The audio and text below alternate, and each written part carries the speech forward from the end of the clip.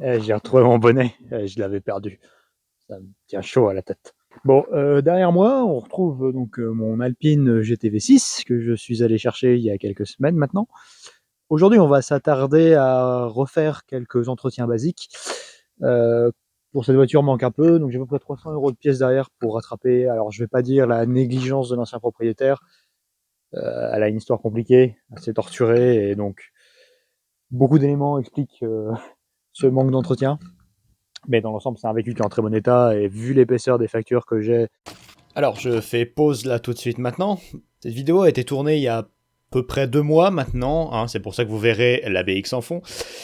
Et dans ces 2 mois, j'ai appris une certaine quantité de choses qui m'ont fait un peu changer d'avis sur ce véhicule, donc vous allez découvrir au fil de plusieurs vidéos maintenant. Tout ce que je vais vous dire maintenant, c'est que ne tenez pas compte de ce que je suis en train de dire ici, et que on est sur une belle merguez épicée quand même, hein, et que vous allez assister à une lente descente aux enfers au fil de me rendre compte des choses que je vais devoir faire pour réparer ce véhicule. Voilà, bon visionnage. Classeur, on n'a rien de très choquant.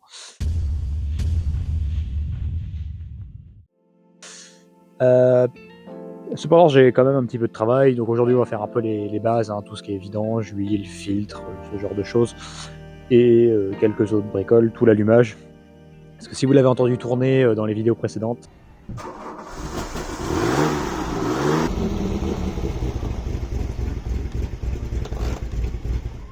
ouais, c'est compliqué.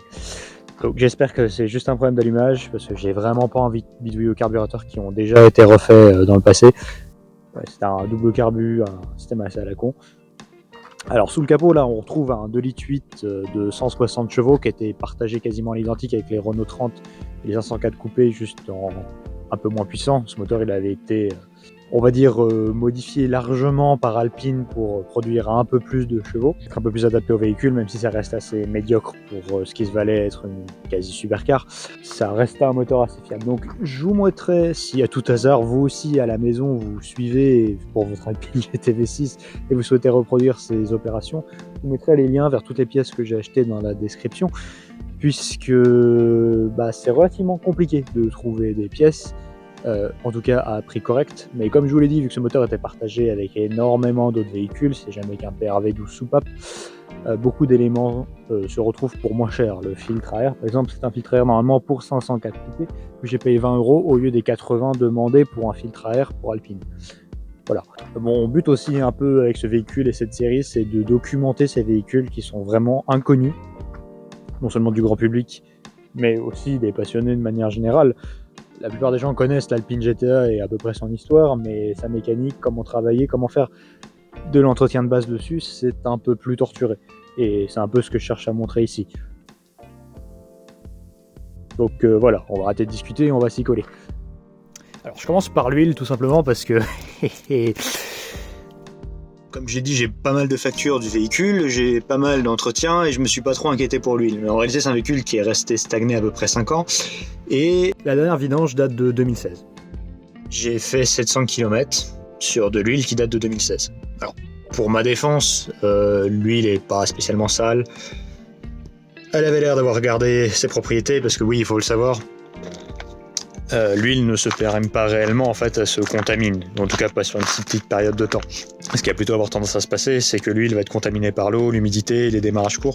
Mais vu que ce véhicule-là, il a été régulièrement démarré, il était stocké dans un endroit au sec, j'étais pas trop inquiet sur l'état de l'huile. Mais j'avoue que si j'avais su que l'huile était si vieille, je l'aurais probablement changé avant de partir. Maintenant, il n'y a plus qu'à espérer qu'on n'aura pas de dépôt métallique dans l'huile à la vidange et que j'ai pas niqué les paliers.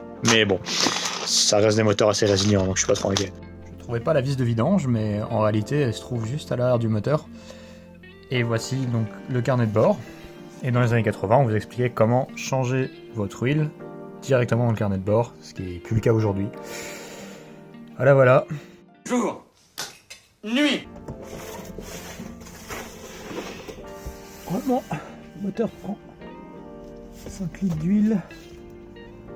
Donc 7 litres d'huile. J'ai préparé 2 bidons coupés. J'essaie de trouver. Pour voir le contenant, pas facile. Mais... Cette voiture est basse, si vous l'avez pas remarqué. Ça va être difficile de récupérer ma... Je sens que je vais devoir aller à la pêche. Voilà. Et sous vos yeux, de l'huile de 6 ans. Il va falloir vite que je transfère de bidon. Non, ça devrait loger dans 1,5. Voilà. Le petit point qu'on voit, c'est des bulles. Je vois pas de métal. Et bon, elle est noire, mais elle est pas... C'est toujours de l'huile. Ça pourrait être pire, c'est la morale de l'histoire. Vu comment j'ai galéré pour... Juste le bouchon, je veux pas savoir le filtre à huile. Oh, j'ai été de mauvaise foi. Non. Non. Oh, super, c'est génial.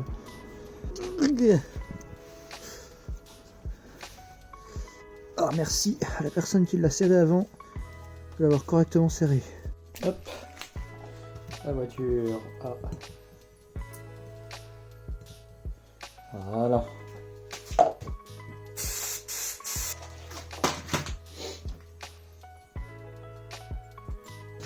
Non, pour enlever ce cache, lubrifier notre filtre à huile et le changer. Alors, comme pour la BX, je prends une huile, vous y voyez absolument rien. Pas complètement synthétique, mais semi-synthétique. La simple et bonne raison que c'est un vieux moteur, et l'huile synthétique à l'époque n'existait pas, ou du moins n'était pas autant répandue, donc ces moteurs ont souvent eu de l'huile minérale qui est plus sale, qui a tendance à encrasser les moteurs, et quand vous mettez de l'huile synthétique derrière, vous enlevez toute cette crasse. Alors ça paraît être une bonne idée, mais vous allez juste boucher votre pompe à huile. Donc c'est pour ça que je ne prends pas de risque.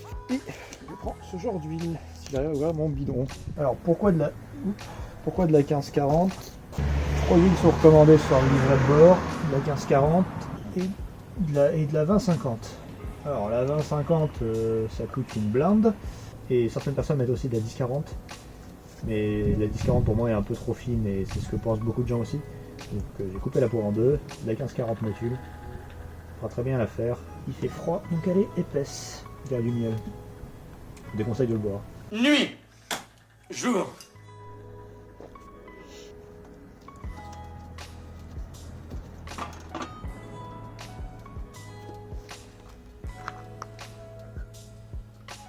Ouais.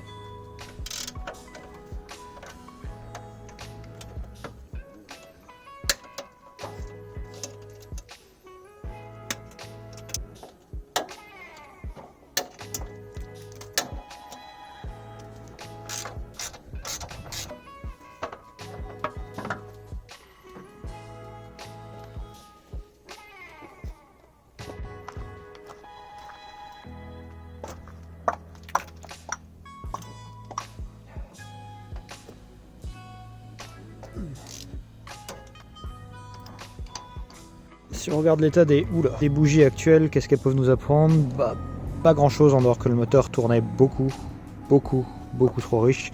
Ça peut être dû au fait aussi que je l'ai démarré déplacé sur quelques mètres, c'est pour ça que depuis quelques jours je ne fais que de la pousser. Et oui, ces bougies sont en bon état, si ce n'est encrassées. Donc, je vais les garder, les nettoyer, ça peut toujours servir. Chercher le jeu appliqué aux bougies, j'ai pas trouvé, donc je vais laisser l'écartement de base de réglage. De toute façon, elles sont faites pour le véhicule. Par contre, je vais quand même appliquer un peu de graisse haute température sur les pas de vis pour faciliter leur montage et démontage. On serre le tout à 20 Nm.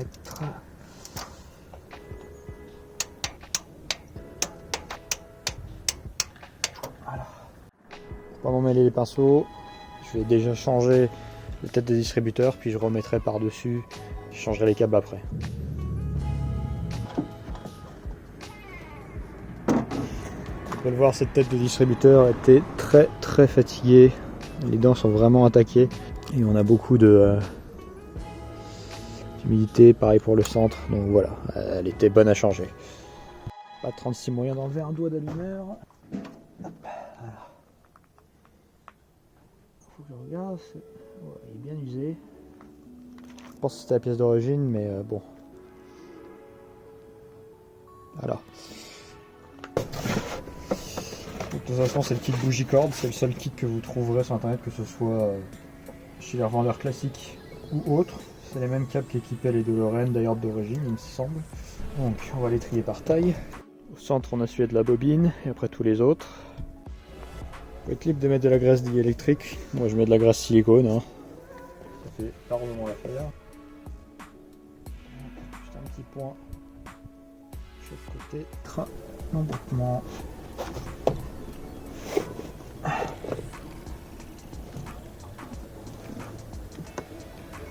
C'est arrivé à l'emboîter, moi j'y arrive pas. J'ai pas regardé avant, mais voici l'état de cet embout. Ça devrait pas être comme ça, hein. Ça devrait être ça. Donc voilà. J'essaie de le reformer. Les câbles sont médiocres, je dois être honnête. Jour. Nuit.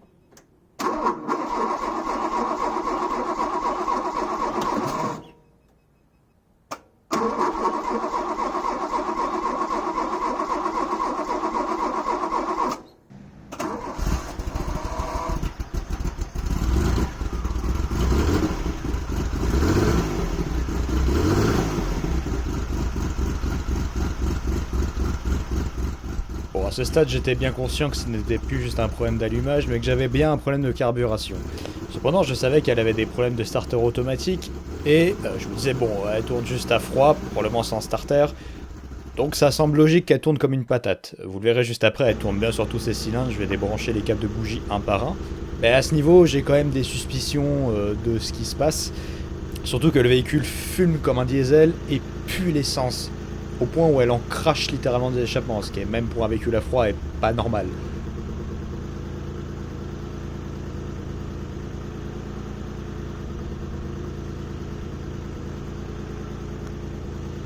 Mais à chaud et pas au ralenti, elle tourne plutôt bien. C'est pour ça que je décide de continuer le reste de l'entretien qui consiste principalement à régler le jeu aux soupapes.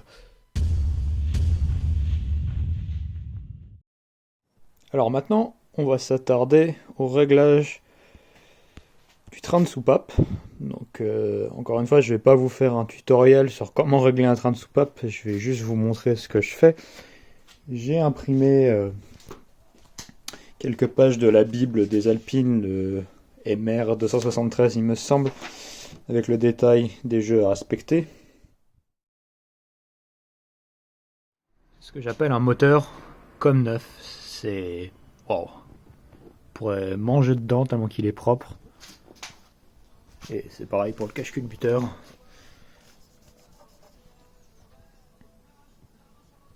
J'ai même pas besoin de le nettoyer tellement qu'il est propre, pour dire. J'espère avoir pris le bon joint par contre. Bon, je pensais avoir expliqué en vidéo qu'est-ce que je faisais, mais apparemment j'ai complètement oublié. Globalement, je fais juste suivre le schéma que vous avez vu sur la fiche imprimée un peu plus tôt. On met 2 cylindres en bascule, c'est-à-dire la position où les 2 soupapes admission et échappement sont ouvertes de manière égale. Et en suivant le schéma, on vient régler le jeu aux 2 autres soupapes. En fait, globalement, c'est le moment où le culbuteur n'a plus du tout de contact avec la cam et est complètement libre, donc sur la partie arrondie de la cam. Il y a une petite vis de pression avec un contre-écrou et on vient régler le jeu avec cette vis tout en contrôlant le jeu avec un jeu de cale. C'est un peu chiant, un peu fastidieux et très difficile à montrer en vidéo, donc voilà, je vous illustre juste un peu le propos. Hop, je m'apprête à tout remonter, alors tout est ajusté, j'ai juste ajouté un point de pâte à joint ici et un point de pâte à joint ici à la jointure du carter. Ainsi qu'ici badigeonné très légèrement tout le long, histoire de faciliter le contact avec un carter en tôle comme ça. Hop. Et voilà. Et c'est aussi là qu'il est important de vérifier ce que vous commandez, parce qu'effectivement, il existe 2 types de cache-culbuteur sur ces moteurs. Un moulé en alu et l'autre en tôle comme le mien, qui nécessite un joint en caoutchouc. J'ai pris des joints en papier, et je me suis dit, ça va passer. C'est pas passé. Du coup, si vous vous demandiez si les joints en papier, ça suffit pour remplacer des joints en caoutchouc, eh ben non. Voilà. Tout ça, c'est de l'huile qui a coulé des cache-culbuteurs. Donc je vais pouvoir tout redémonter, nettoyer et mettre des joints en caoutchouc. Je vais temporairement tolérer de réutiliser les anciens joints en caoutchouc qui sont... je vais pas y toucher parce que j'ai pas envie de me serrer les mains.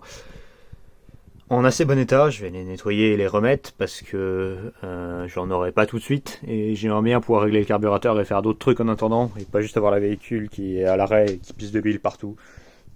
Donc je vais remettre eux avec un peu de pâte à joint et je pense que ça fera largement l'affaire pour le moment. Et c'est à ce stade que j'ai commencé à vraiment étudier ce système en détail, donc le Solex 34 TBIA et son accompagnant le 35 CEII. Je veux vraiment pas faire un cours sur le fonctionnement de ce carburateur parce que c'est un cauchemar, mais pour que vous compreniez bien le problème, je dois vous expliquer à peu près dans les grandes lignes comment ça fonctionne. Donc derrière, vous avez le carburateur principal, le 34, lui il gère le ralenti, ainsi que le démarrage à froid avec le starter automatique. Et il n'y a aucune liaison mécanique avec le deuxième carburateur. À la place, ce carburateur fonctionne par dépression. Un peu comme moi. Lorsqu'on atteint un certain régime, de l'air à pression négative passe par la durite qui se trouve juste ici et vient tirer sur une grosse membrane. Cette membrane tire sur ce ressort et ce ressort ouvre les papillons. Le truc c'est que comme je l'ai dit au début de la vidéo, le carburateur 34 a été refait à un moment, et clairement la personne qui l'a refait n'avait aucune idée du fonctionnement de ces deux carburateurs, et a rebranché les durites n'importe comment. Et pas que ces durites-là aussi, parce qu'il y a aussi tout le système d'avance et un système d'antipollution, que je vais pas expliquer en détail, mais sachez que quasiment tous les tubes étaient manquants ou branchés pas correctement. Quand j'ai vu ça, j'ai compris que j'étais bon pour refaire tous les carburateurs. Mais je vais quand même essayer des choses, vous allez voir derrière. Vous saviez quand je vous disais que le second carburateur marchait très bien, bah en fait les papillons ici étaient bloqués, qui sont actionnés pneumatiquement, ce qui fait que j'avais qu'un seul carburateur en fait, au lieu des trois, enfin des deux. Bref, voilà, je suis bon pour nettoyer celui-ci aussi. Si vous voulez vraiment avoir l'air d'un abruti, vous pouvez tester un Solex 35, la membrane d'un Solex 35.